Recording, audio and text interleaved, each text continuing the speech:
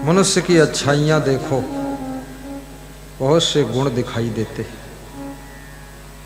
और कमी देखने की आदत बना लो तो सब बुराइयां ही नजर आती हैं। आइए सत्संग का शुभारंभ करते हैं।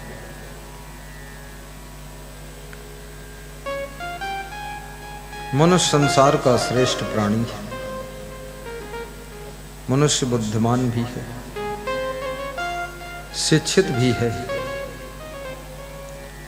कोई सर्विस करता है, कोई बिजनेस करता है, कोई कृषि करता है, कोई मजदूरी करता है, लेकिन सबका उद्देश्य एक ही है, जीवन यापन करना। रोटी और धोती के इंतजाम में पूरा संसार लगा हुआ है। कितने लोगों की किस्मत इतनी बुलंद है कि थोड़ी मेहनत करते हैं और ज्यादा कमा लेते हैं। उनकी कमाई में लाखों लोग खाते हैं। कितने लोग ऐसे हैं जिनकी किस्मत साथ नहीं देती है, बहुत मेहनत करते हैं, थोड़ा कमा पाते हैं और दूसरों को तो खिला नहीं पाते, खुद भी भूखे रह जाते हैं। भाग्य का बहुत बड़ा खेल है। जब किस्मत साथ देती है, मिट्टी छुओ तो मिट्टी सोना बन जाती है, और किस्मत जब साथ नहीं देती है,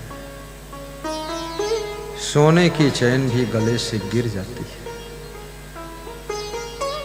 बहुत दुख होता है, रोना आ जाता है, लेकिन मन भीतर भीतर परेशान भी बहुत होता। क्या करूं, किस्मत कैसे अच्छी बनेगी? ये भाग्य,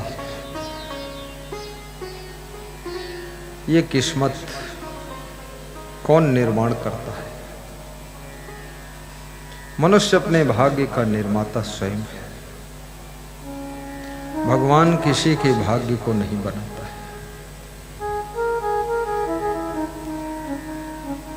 भगवान आपके लेखा जोखा के झंझट में पड़ता ही नहीं।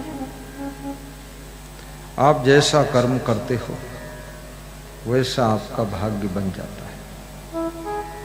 कर्म करने में तुम स्वतंत्र हो। कर्मानुसार फल तो सभी मिलता ही है। भगवान के घर देर है अंधेर नहीं।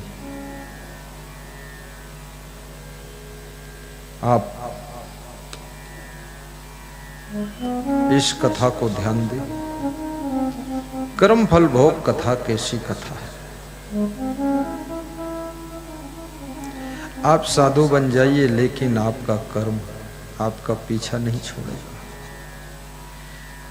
आप गृहस्थ बनिए तो भी कर्म आपके पीछे लगा रहेगा। और आप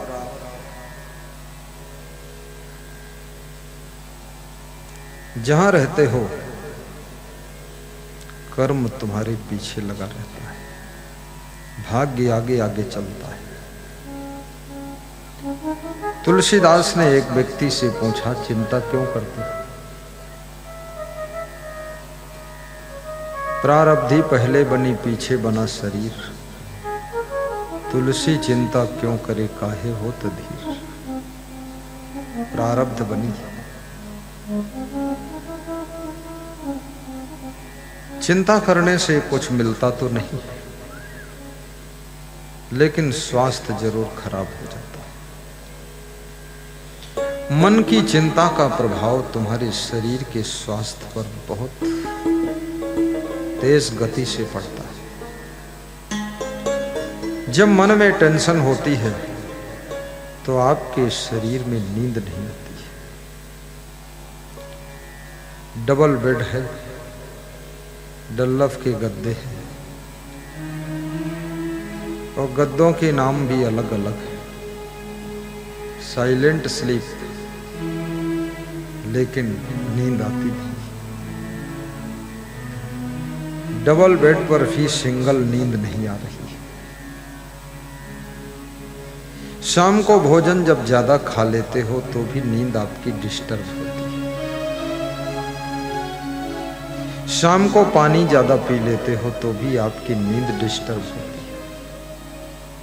शाम को आपकी पत्नी कुछ चिंताजनक बात बोल देती है तो भी आपकी नींद भंग हो जाती है।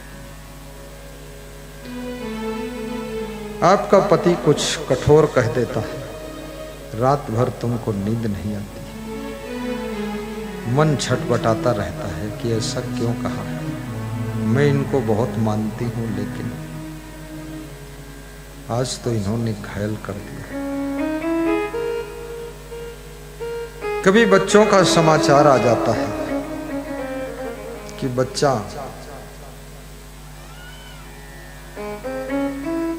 60% नंबर पाया है, रात भर आप चिंतित हो जाते हो। कभी रिश्तेदारों के यहां से सूचना आती है, दुखद समाचार आता है, मन व्यथित हो जाता है। जिनसे जिनसे तुम प्रेम करते हो उनके उनके दुखद समाचार तुमको दुख में गिरा देते हैं और उनके सुखद समाचार तुमको खुशियों से भर देते हैं। तुम्हारा जहाँ जहाँ लगाव है, जहाँ जहाँ भाव है, जहाँ जहाँ मन जुड़ा हुआ है, वहाँ के समाचारों से भी तुम्हारा मन प्रभावित होता रहता है। इसलिए याद रखना, मनुष्य की जिंदगी स्वतंत्र नहीं है। कर्म करने में तुम स्वतंत्र हो लेकिन जिंदगी बहुत से लोगों से बंधी रहती है।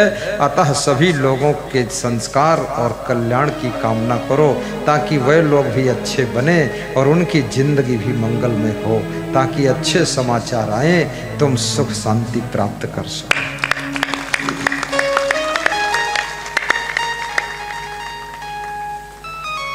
कितनी स्त्रियां बहुत भावुक होती है, वे नानी का समाचार सुनकर भी रोती रहती है।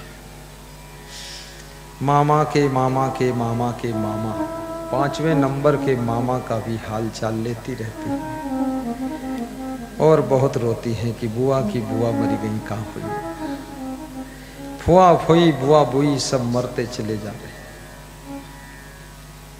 याद रखना,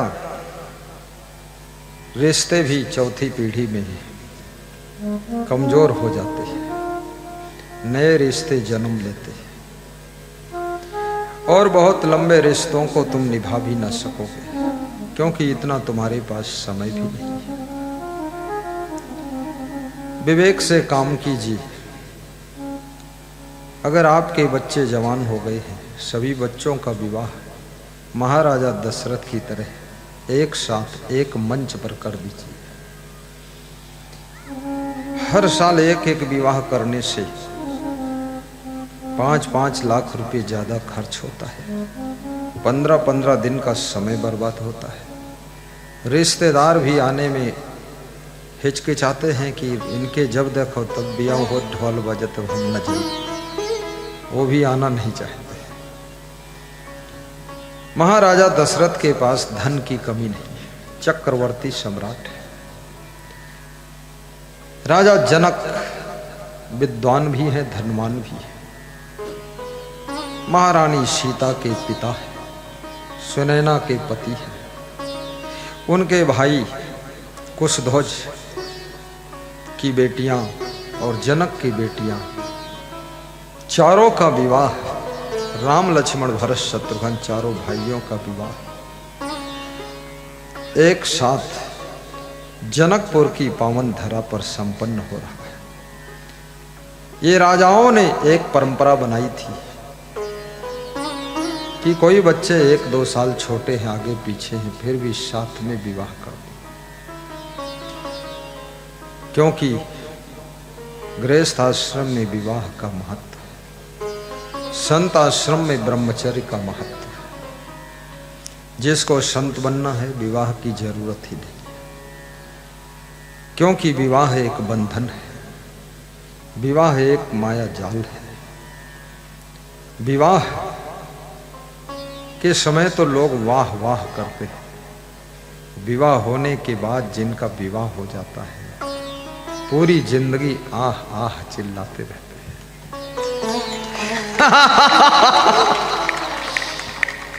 कितनी महिलाएं विवाह होने के बाद सिर्री हो गई, पागल हो गई, लार टपकाती घूमती है, ना उनका रास्ता दिखाते, ना कुछ सुनाते, ना मालूम कैसी फोहड़ हो गई, बंगड़ हुई, कहाँ होगा उनका पता नहीं। मैं देखता हूँ उनकी दशा दुर्दशा तो मैंने सोचा अरे इतनी सीधी सादी लड़की कहाँ जाल में फंस गई। अब वो की हक्की बक्की सब भूल गई, दिमाग काम नहीं करता है और हर साल एक बच्चा पैदा हो रहा है। जमीन बिल्कुल नहीं है, बुद्धि बिल्कुल नहीं है, ना छप्पर है, न घर है, न दुकान है, न खाने के लिए किचन पिचन कुछ है बनाने का, और बच्चों की लंबी लाइन लगी है। मुसलमान लोग इस बात में बड़े एडवांस हैं, उनके एक एक दर्जन दो दो दर्जन बच्चे, दो दो चार चार पत्नियां। ये जिंदगी मनुष्य की जिंदगी है, जानवर जैसी जिंदगी मत जियो। सूरज एक काफी है, सूरज एक काफी है, याद रखना उजाला करने के लिए। एक पुत्र काफी है आपका नाम करने के लिए। सुयोग्य पुत्र हो, गुणवान पुत्री हो, सुयोग्य शिष्य हो, स्वामी विवेकानंद जैसा शिष्य संपूर्ण संसार में सनातन धर्म का झंडा लहरा देता है। जगत गुरु शंकराचार्य जैसा 9 वर्ष का बालक पूरे भारत देश के चारों कोने में हिंदू धर्म की रक्षा के लिए बड़े बड़े 4 मठों की स्थापना कर देता है। 32 साल की उम्र में संसार छोड़कर चल देते हैं। महान गुणवान चरित्रवान शिष्य बनो, सुयोग्य पुत्र बनो, गुणवती बेटी बनो। जिसके घर में बहू बन करके जाओ, तुम्हारे सास ससुर को तुम्हारे ऊपर गर्व होना चाहिए कि मुझको बहुत सुंदर बहू मिली है। कलयुग की बहुओं में प्रायः आलस्य देखा जाता है। घर घर में आलसी बहुएं इकट्ठी हो रही है। उनकी ऐसी अंगुलियां हैं, अगर कटोरी छू लें तो अंगुली टूट जाए। ऐसी चाल चलती है, कमर पहले सुखड़ी। सासू देखती है, कहती है बहू लाओ तुम्हारे पाँव में तेल मालिश कर दी। बहू कहती है कि सब पाँव की रात है। कहाँ गई रहो बहू? गए न कहूँ नहीं, घर हम रहन पाँव की रात है। बड़ी दर्द दर्द मोरे नस नस में। सासू भी दुखी है कि बहू मिली है लेकिन रोगी बहू है। बहू हो या बेटा हो, शिष्य हो या गुरु हो, बाप हो या मां हो, पशु हो या पक्षी हो, जो व्यक्ति शरीर से एक्सरसाइज नहीं करेगा, व्यायाम नहीं करेगा, काम नहीं करेगा, मेहनत नहीं करेगा, वो कभी स्वस्थ नहीं हो सकता है। वो कभी स्वस्थ नहीं हो सकता है।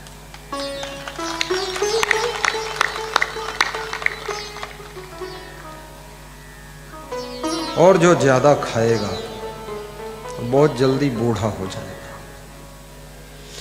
जिनको बूढ़े होने का आनंद लेना है, 6 बार खाइए, 6 रोटी खाइए, ऊपर से हलवा, और हलवा के ऊपर खीर पियो, और फिर सिंघाड़ा खूब भूंज भूंज के खाओ। फिर देख लो आप बहुत जल्दी बूढ़े हो जाओ, 70 साल के लगो। और जिनको जल्दी मरना है फिर खाते ही रहो, खाते ही रहो, विचार मत करो, जो कुछ आ जाए, पेट कभी खाली मत रहने, बहुत जल्दी मौत आ जाएगी। अधिक खाने से बीमारियां अधिक बढ़ती हैं, कम खाने से बीमारियां कम होती हैं, और बिल्कुल ना खाने से तुम्हारी मृत्यु हो जाती है, तुम जिंदा ही नहीं रहते। और संयम नियम से जो लोग खान पान करते हैं वे स्वस्थ भी रहते हैं। जिनका मन निश्चिंत है, बजाइए ताली। जिनका मन निश्चिंत है उनका भी स्वास्थ्य अच्छा रहता है। मन टेंशन मुक्त कैसे होगा? याद रखना, ये मन जितना निर्मल होगा, अच्छे कर्म करोगे मन प्रसन्न रहेगा, गलतियां बहुत करोगे मन चिंतित हो जाएगा। 1000 फूल कम है गला को सजाने के लिए, 1000 फूल कम है गला को सजाने के लिए, एक फूल काफी है जिंदगी भर रुलाने के लिए, जिंदगी भर रुलाने के लिए। जय जय जय जय जय जय जय जय जय। बचपन की भूल आपकी जवानी को दुख में ढकेल देती है। बचपन की गलतियां जवानी में दुख लेकर आती है, और जवानी की भूल आपको बुढ़ापे में रुलाती है, और बुढ़ापे की चूक आपको मरते समय व्यथित कर देती है। भूल कैसे मिटेगी? भूल मिटे गुर मिले पारखी, पारख दे ही लखाई। कहें कबीर भूल की औषध पारख सबकी भाई। कोई पारखी गुरु मिल जाए। पारखी गुरु क्या होता है? ज्ञानी गुरु हो, चरित्रवान गुणवान महान गुरु हो। गुर शिकलीगर कीजिए मन ही मस्कला दे, शब्द छोलना छोल के चित्त दर्पण कर दे। जो आपके चित्त को दर्पण बनाते हैं,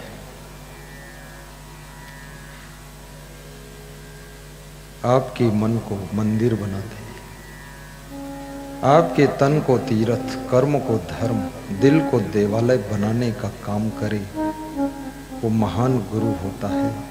और ऐसा गुरु जिसको मिल जाता है उसके जीवन में कल्याण का काम शुरू हो जाता है। कल्याण का काम शुरू हो जाता है। गुरु की शरण में जाइए। जब संसार की बहुत सी उलझने हो, उलझने घेर ले सब तरफ से तुम्हें, हौसले से उन्हें आप सुलझाइए।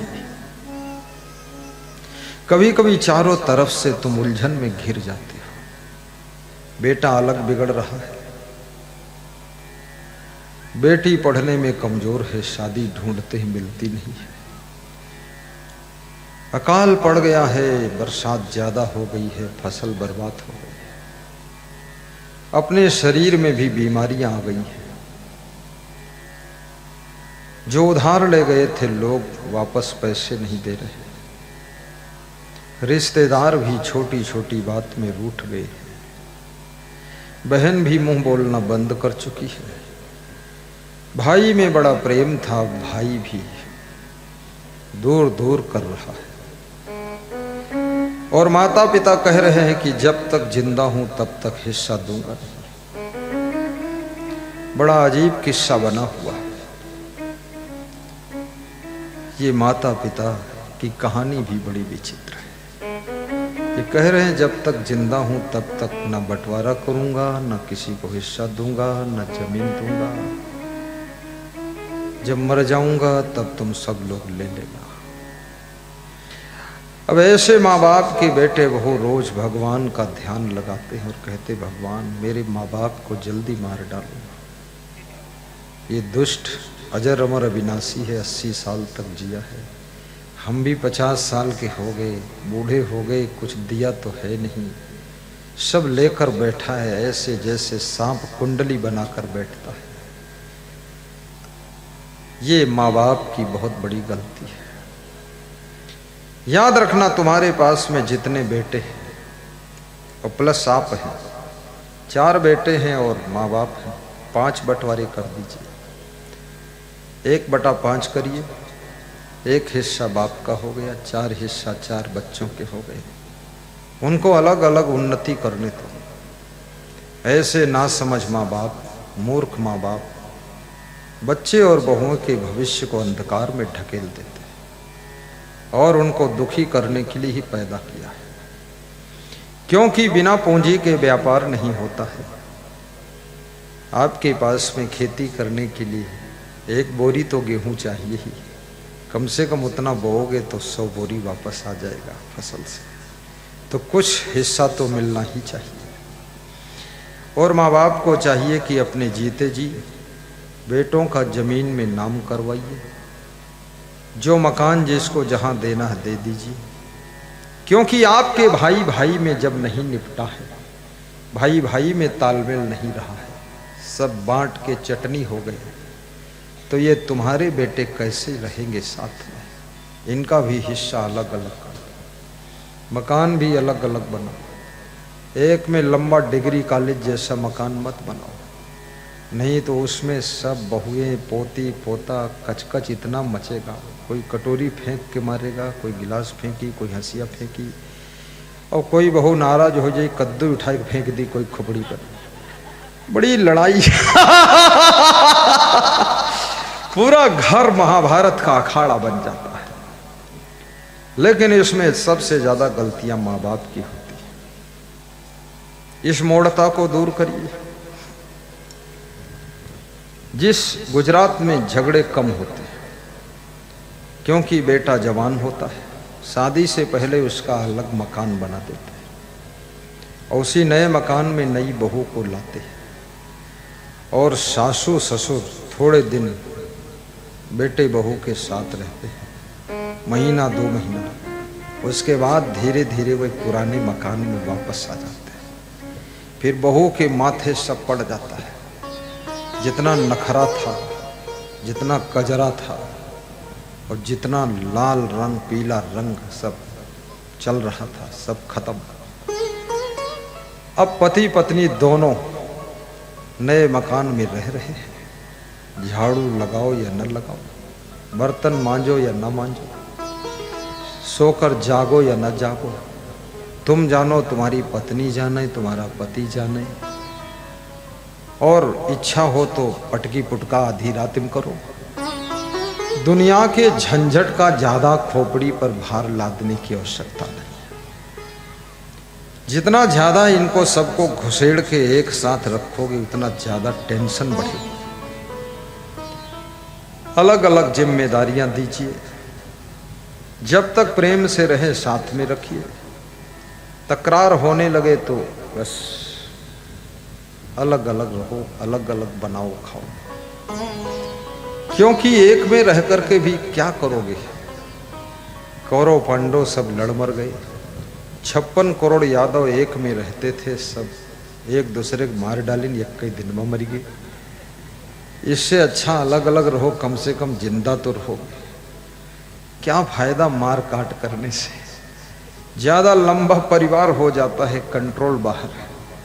क्योंकि इस परिवार का कंट्रोल बूढ़ा ससुर करता है और उस बूढ़े ससुर को न दिखता है, न सुनाई देता है, न वो उठ पाता है न चल पाता है। अब नए नए जवान सब पोती पोता, कोई अंग्रेजी बोल रहा है, कोई अंग्रेजी बियर पी रहा है, कोई अंडरवियर ढूंढ रहा है और कोई पैजामा पहने है, कोई फटी पैंट पहने है, और कोई पोती दुपट्टा आधा पाछे लटकाए है, आधा आगे लटकाए है, कोई आधा गिराइंदिस है, कोई आधा फारिकुंगी फेंकिस है। ये दुनिया भर का तमाशा सब बूढ़ों के माथे पड़ जाता है। अब वो बूढ़ा ये सब देख देख कर चश्मा लगा कर देखता है, उसके अंदर बहुत गुस्सा आती, आंखें लाल हो जाती, इनका काकरी बेईमानन के। वो सब जिंदगी का नरक भोगता है, अपने अपने परिवार को संभाल लेता। जब तक प्रेम संस्कार स्नेह से संगठन चले चल लेता चल लेता। हमारे साथ में 50-60 संतों का संगठन है।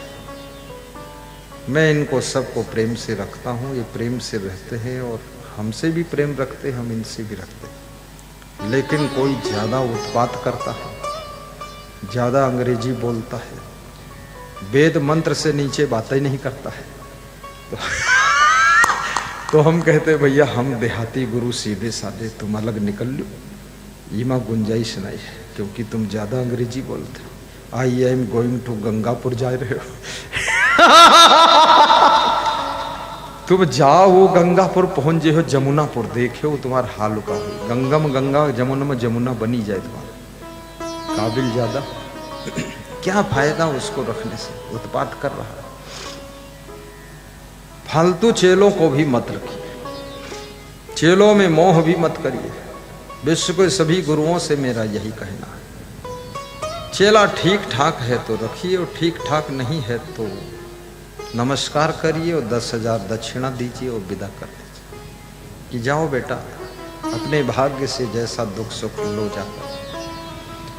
क्योंकि कहने के लिए मैं एक प्रदेश में गया तो मैंने पूछा आपके कितने शिष्य हैं, तो बोले 150 लंगोटीधारी शिष्य। तो हमने कहा तुम्हारे पास कितने हैं? बोले हमारे पास 2-3 बचे, बाकी कहाँ गए? बोले सब झगड़ा लड़ाई करके भाग गए। अब ये सब शिष्य नहीं है, शत्रु है। कितने साधु तो इसलिए गुरु के पास आते हैं, गुरु से भेष मिल जाए, लाइसेंस मिल जाए, प्रमाण पत्र मिल जाए, लंगोटी मिल जाए, उसके बाद हम गांव-गांव में जा कर के खूब पुजावें और हम बतावें हमारा नाम जो है नरकुल साहब है और हम जो है भोंदूपुर से आए हैं और हमारा नरकुल साहब नाव है, ये नरकुल साहब है। बड़े दुष्ट लोग हैं, ढूंढे जिंदगी में नहीं मिले। लाइसेंस लेने आए थे, लाइसेंस ले लेकिन अब लखनऊ से ट्रक लेके कलकत्ता पहुंचे, गुरु को ढूंढे ही नहीं मिले। ऐसे लोगों को साधु भेष भी मत दीजिए, कोई मतलब नहीं है। साधु भेष बहुत जल्दी देने की आवश्यकता ही नहीं है। ब्रह्मचारी भेष दे दीजिए, धीरे धीरे अच्छा अच्छा करेंगे, पक्के होते चले जाएंगे, तब उनको कहीं भी है आदमी जब उन नियमों को पालन करे तब उसको आगे का भेष मिलना चाहिए। गृहस्थाश्रम आज की तारीख में जितना चिंता को जन्म दे रहा है, टेंशन को जन्म दे रहा है। आज माँ बाप बहुत जल्दी बूढ़े हो रहे हैं। अपनी माँ को देखो, 3 साल पहले चमकता हुआ चेहरा दिखता था, और जब से बहुएं आई हैं, पोती पोता भय है, तब से तुम्हारी माँ बुढ़िया हुई गई, डोकरी हुई गई, रप्पल हो गई, बिल्कुल खोखली हुई, ना मालूम क्या वो के ऊपर सब लोड लदा है, टेंशन है, चिंता है, सब देखती रहती है। याद रखना, थोड़ा माँ बाप को भी धैर्य रखना चाहिए, तसल्ली रखना चाहिए, गम खाना चाहिए, क्योंकि युग परिवर्तन हो रहा है, देश बिगड़ रहा है, प्रदेश बिगड़ रहा है, लोग बदल रहे हैं, खान पान चेंज हो रहा है और लोगों का पहनावा बढ़ावा बदल रहा है।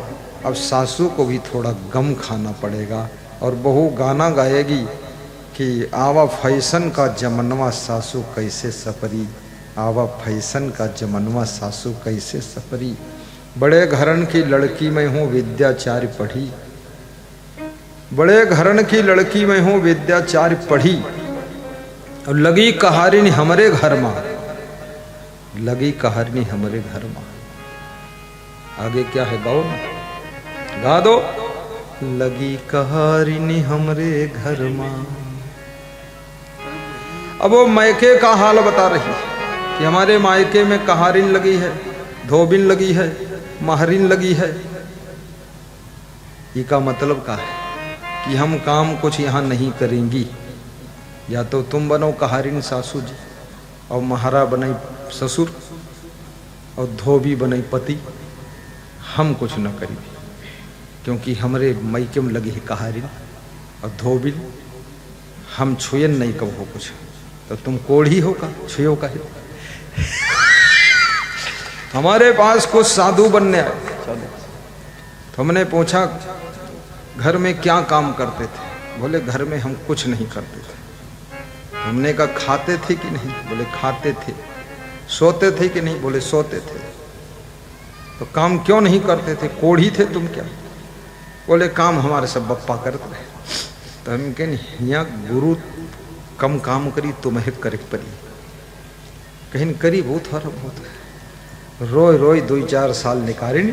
वो के बाद जमुना देवी ढूंढ के लाए हैं, बस होगा। अब खूब काम करते, बाप गवा मर, माता गई मर, और गुरु होगा दूर, और जमुना देवी नजदीक आई। अब जमुना देवी में गंगा राम स्नान कर रहे हैं, अब खूब काम कर रहे हैं। अरे बेईमान कहीं का काम नहीं करेगा, काम करेगा कौन? काम करने से शरीर स्वस्थ रहता है। सारी दुनिया काम कर रही, चिड़िया काम कर रही, पशु पक्षी काम कर रहे, कीड़े मकोड़े भी रेंग रहे हैं। मनुष्य हो करके काम ना करना और बूढ़ा बाप काम करता रहे, इससे बड़ा धिक्कार कोई नहीं हो सकता है। मेहनत करना चाहिए इंसान।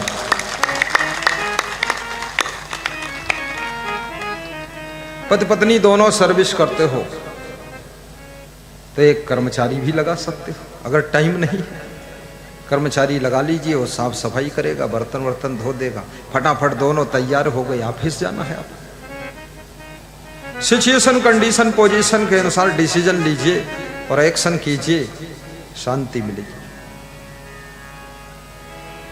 अब फैशन का जमनवा सासो कैसे सपरी, अब फैशन का जमनवा सासु कैसे सपरी, आवा फैशन का जमनवा। पति हमारे इंटर तक है, मैं हूँ बीए पढ़ी।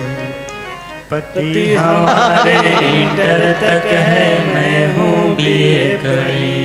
कैसे उनको पानी देई, मारे सरमन मरी, आवा फैशन का जमनवा सासु कैसे सपरी, आवा फैशन का जमनवा। बड़ी विचित्र बात, ज्यादातर लड़के पढ़ने में कमजोर, जय। लड़कियां पढ़ने में तेज हैं। बच्चों से मैं कहूंगा तुम भी बुद्धिमान हो, पढ़ाई करो मन लगाकर। बेटियों से भी कहूंगा शिक्षा तो जरूरी है, सर्विस करना बुरा नहीं, बिजनेस करना भी बुरा नहीं। पति पत्नी दोनों मेहनत करके उन्नति करो, अच्छा मकान बनाओ, अच्छी गाड़ी लाओ, अच्छे कपड़े पहनो, गुरुदेव की भक्ति भी अच्छी करो, मेहमान की सेवा भी अच्छी करो। धन कमाना सबके लिए अनिवार्य है, क्योंकि धन के बिना आपके घर की व्यवस्था बिगड़ जाती है। गुजरात में पति पत्नी दोनों मेहनत करते हैं, बस बहू की तरह केवल 6 महीने रहती है, उसके बाद बहुएं भी बहुत काम करती हैं। इसलिए संपूर्ण भारत देश में सबसे धनवान प्रदेश गुजरात है। पर उत्तर प्रदेश में घर में एक कमाने वाले दें 8 को खाना, एक कमाता है 8 को खिलाता है। घर में एक कमाने वाले दें 8 को खाना, छोटे बड़े मजे में मध्यम श्रेणी का दुख पाना। पुत्र न माने सीख पिता की, नारी मारे ताना। माँ को खेद करें घर बाहर, तिरिया देख भुलाना। गुरु को गाली बड़ों की फजीहत, ऐसा चला जमाना। और डब फाली नक्काल कनफटा को हलवा उड़वाना। पुत्र न माने सीख पिता की, नारी मारे ताना। पिता आपका पढ़ा लिखा हो ना हो, सामने की लाइन से पीछे वाले पुरुष उठ करके उधर चले जाएं, ताकि महिलाओं के लिए थोड़ी जगह खाली हो जाए। 20 लोग उठ जाएं पीछे वाले, ये जो बीच की लाइन है, महिलाएं वहां जाकर बैठ जाएं। खड़ी ना हो माता लोग, देवी जाइए बैठ जाए। हाँ बस बस चले जाइए। हाँ उतना कंपार्ट खाली करो, महिला के बीच में पुरुष न बैठे। कभी भी शेर के बीच में बिल्ली नहीं बैठे थे।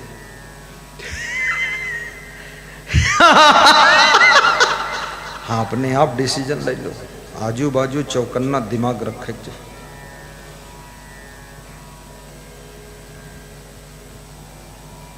साहिब बंदगी बोलो। साहिब बंदगी, साहिब बंदगी।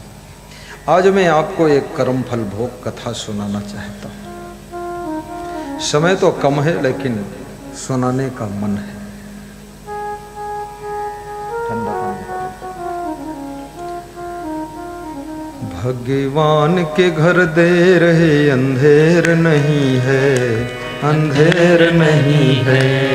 भगवान के घर देर है, अंधेर नहीं है, अंधेर नहीं है। भगवान के घर देर है, अंधेर नहीं है, अंधेर नहीं है। भगवान के घर देर, गाइए भाव से गाइए, घर को स्वर्ग बनाइए, सरल बनो। भगवान के घर बूढ़े माँ बाप के पैर छूए, सास ससुर का आदर करो।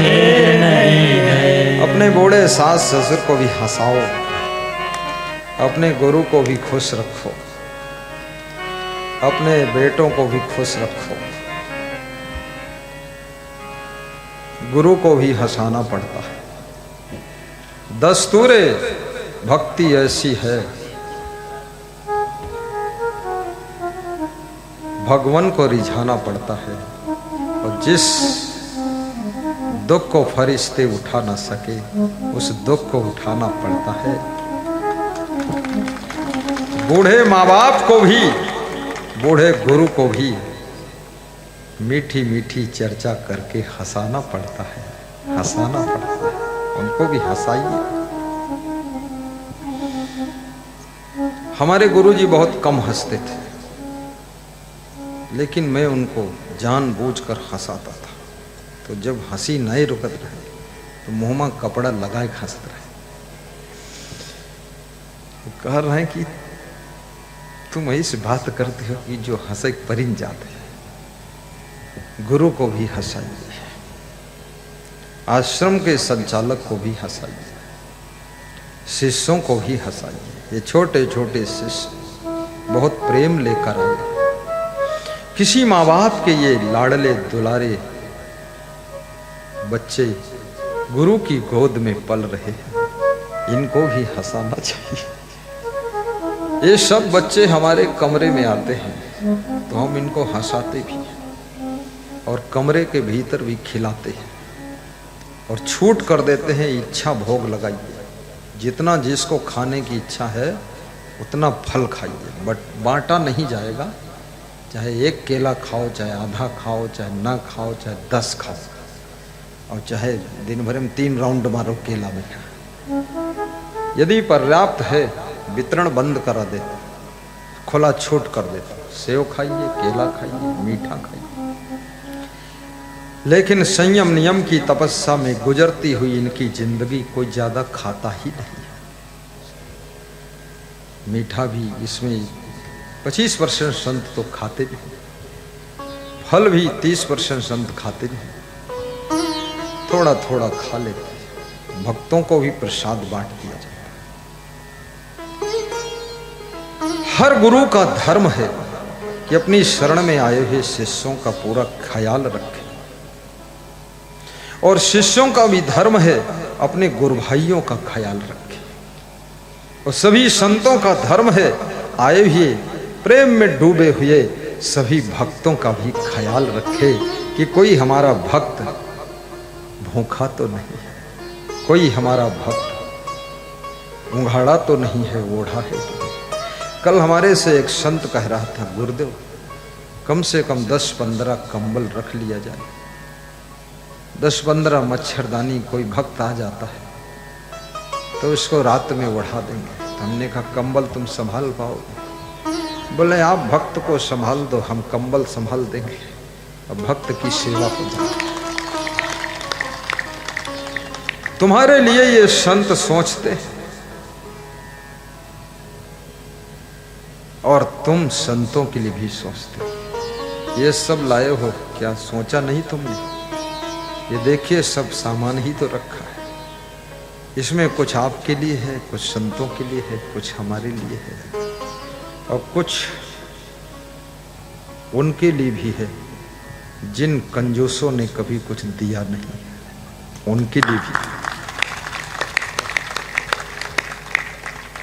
कुछ लोग ऐसे होते हैं अपने आप ही अंग्रेजी बोलते रहते हैं, अरे सब बहुत लोग दान करते, हुआ जरूरत नहीं, हुआ सब भरा हुआ है, बस हुआ चल के खाए की जरूरत है, खूब अच्छा खाओ, भग मच्छर मचाओ चले। बहुत चालाक लोग।